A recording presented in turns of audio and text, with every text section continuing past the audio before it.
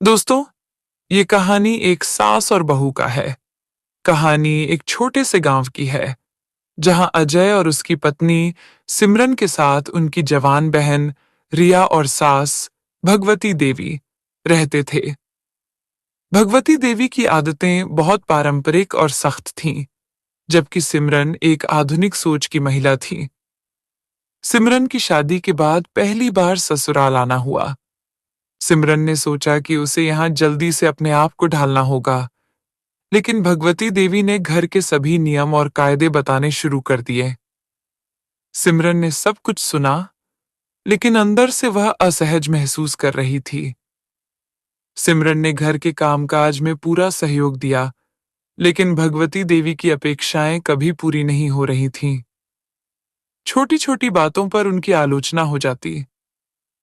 सिमरन को समझ में आया कि यह केवल उनकी आदत नहीं, बल्कि एक पीढ़ीगत अंतर भी था। एक दिन गांव में त्योहार आया। सिमरन ने सोचा कि यह एक अच्छा अवसर हो सकता है सास से अच्छे रिश्ते बनाने का।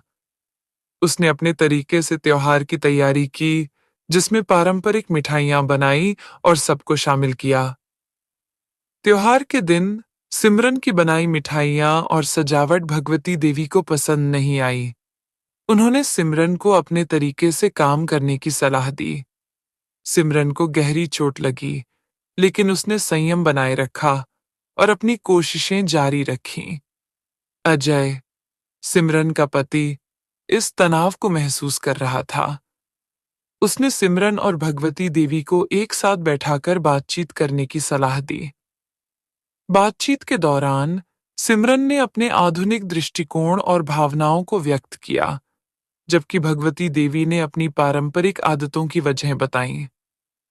बातचीत के बाद दोनों ने एक समझौता किया।